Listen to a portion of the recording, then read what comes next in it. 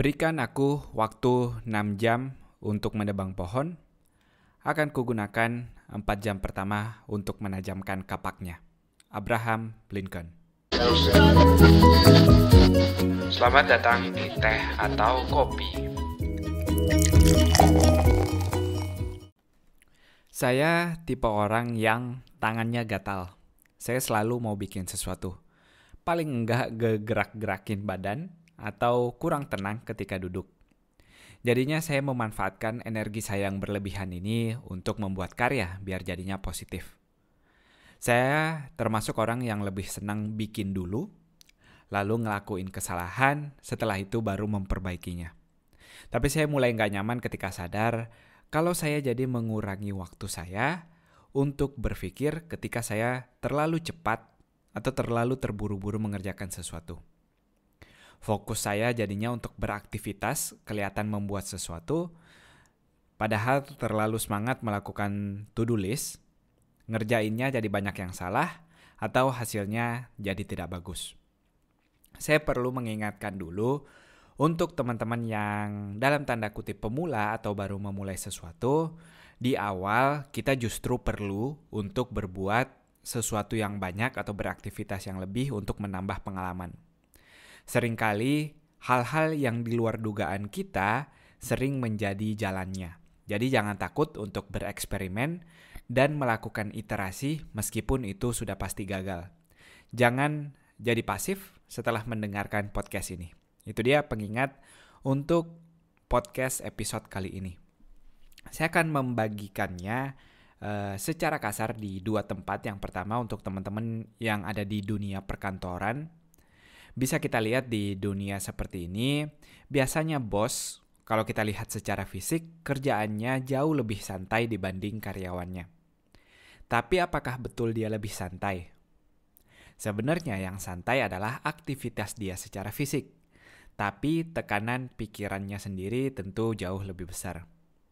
Posisi yang semakin tinggi sejak kita berkarir, misalnya naik jadi ketua di proyeknya, lalu jadi manajer, lalu naik lagi dan seterusnya semakin tinggi, secara fisik aktivitas kita akan berkurang, tapi otak kita akan semakin banyak berpikir. Termasuk kalau kita mau melihat dari segi bayaran, semakin tinggi posisinya biasanya bayarannya pun tentu juga semakin tinggi. Nah, jadi kita bisa ngelihat dari kedua hal ini, gimana berpikir ini bukanlah hal yang sepele, tapi benar-benar penting. Untuk tempat kedua, di luar dunia perkantoran, ada banyak jenis pekerjaan di luar dunia kantor. Ada pekerjaan yang butuh tenaga fisik, ada juga yang enggak. Lalu apakah berpikir menjadi enggak relevan untuk teman-teman yang bekerja secara fisik? Kalau teman-teman ingat di kutipan awal, yang dibahas oleh Abraham tentu bukan secara literal. Dia bukan seorang penebang pohon, tapi dia presiden Amerika. Tapi kalau kita mau mengambil kutipan ini secara literal pun, secara fisik, bayangkan kalau teman-teman punya tugas menebang pohon lalu kapaknya tumpul. Kira-kira mana yang lebih efisien? Apakah teman-teman berpikir lalu mempersiapkan alatnya dengan baik setelah itu baru menebang pohon, atau potong aja dulu biar sedikit tumpul sedikit terus sampai dia benar-benar ketebang? Kira-kira mana yang lebih cerdas? Atau contoh lainnya nggak akan jauh transisinya dari contoh sebelumnya. Bayangin chef yang mau masak, biasanya kita lihat dia harus mengasah pisaunya benar-benar tajam. Atau seorang kontraktor yang mau bekerja harus cek dulu alat-alatnya dia, dan masih banyak lagi. Meskipun ini pekerjaan fisik, tapi kita nggak boleh menyepelekan persiapannya itu sendiri. Nah, saya akan masuk ke, bisa jadi masuk di luar kantor, bisa jadi masuk di luar kantor, tapi di dunia kreativitas, pekerjaan yang secara fisik nggak butuh dunia kreatif, saya sebut aja contohnya misalnya programmer atau seorang desainer. Tenang aja, saya tahu bukan berarti fisiknya nggak penting, tentu teman-teman harus dalam keadaan sehat, teman-teman akan capek, dan sebagainya. Tapi yang saya maksud di sini, dibanding pekerjaan sebelumnya, teman-teman butuh lebih banyak kreativitas, lebih banyak skill yang perlu dalam dipelajari dulu, baru masuk ke kategori ini.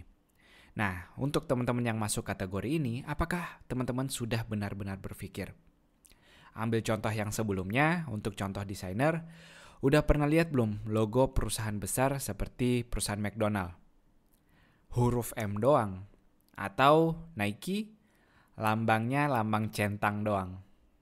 Apple, gambar apel yang digigit. Adidas, dan lainnya. Banyak brand-brand besar yang secara desain logonya simple banget. Bahkan nggak butuh waktu lama untuk kita bisa menirukan logo sebenarnya. Tapi pertanyaannya, apakah logo ini kira-kira dibeli dengan harga murah atau mahal? Padahal kalau mau dilihat sekarang perusahaan-perusahaan besar ini tentu udah punya banyak uang kalau emang permasalahannya di sini membuat desain yang kompleks atau membuat desain yang susah ditiru oleh orang lain. Tapi poinnya tentu bukan itu. Poinnya sang desainer lebih banyak menghabiskan waktu dengan berpikir, lalu dia melakukan iterasi atau melakukan perulangan untuk mencari mana logo yang benar-benar cocok dengan value atau nilai dari perusahaan tersebut sampai jadi satu hasil desain yang pas. Contoh lagi sebelumnya, kalau teman-teman seorang programmer dapat tugas buat aplikasi. Tanpa mau tahu lebih lanjut, teman-teman bikin aplikasinya, mengurung diri dalam kamar selama beberapa bulan dan bikin satu aplikasi, tiba-tiba kliennya bilang, loh, aplikasi yang saya mau nggak seperti ini. Yang perlu teman-teman lakukan adalah berpikir apa yang sebenarnya kliennya butuhkan, berkomunikasi apa yang benar-benar ingin dia lakukan, apa yang ingin dia adakan di sini.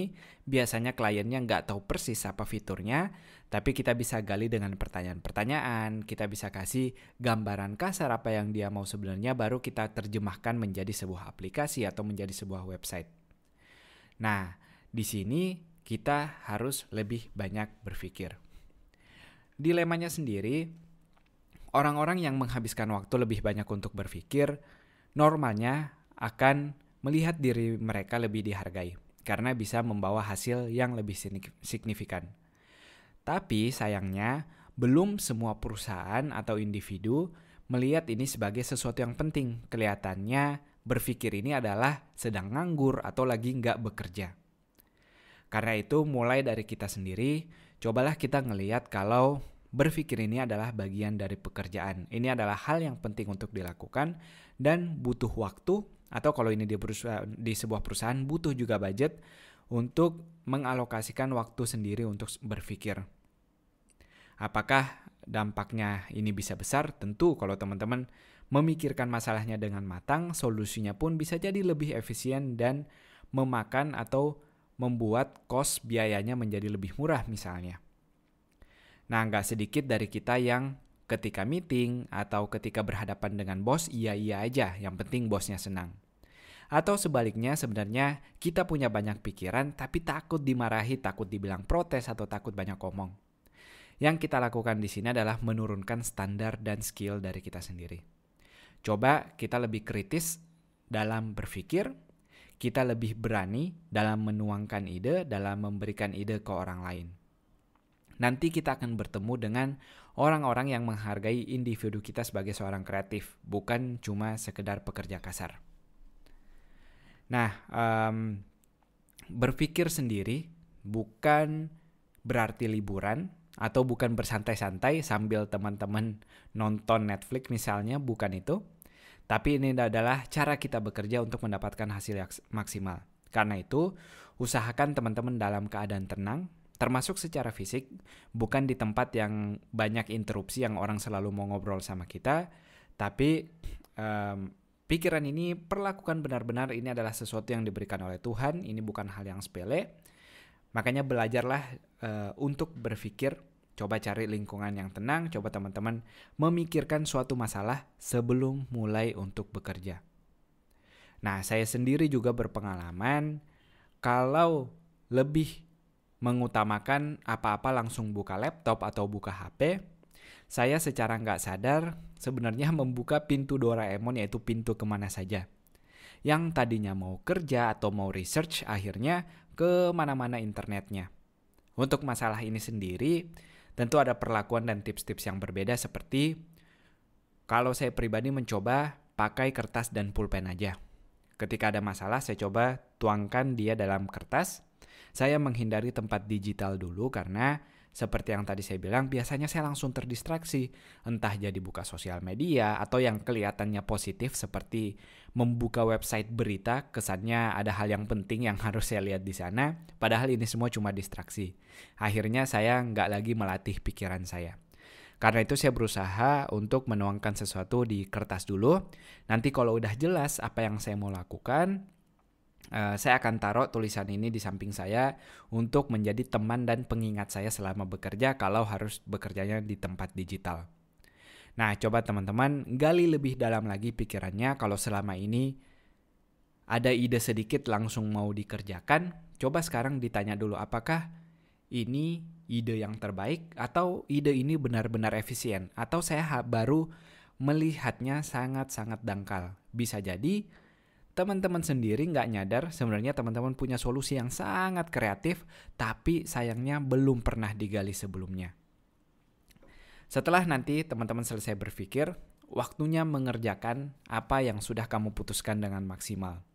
Kalau teman-teman bekerja dalam tim, silahkan berdiskusi tentang pikiran masing-masing hasilnya dan kerjakan bersama-sama. Kalau nanti hasilnya, ya silahkan tanggung jawab bersama.